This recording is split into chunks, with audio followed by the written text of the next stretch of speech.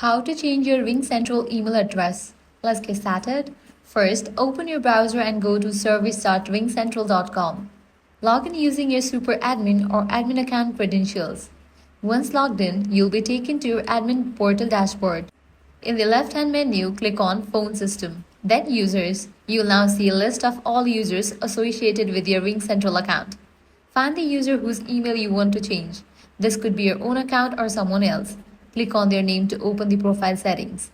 Once you're in the user settings, look for the contact info section. Click Edit next to the email address. Now enter the new email address you want to use. Double check it for typos. Click Save to confirm your changes.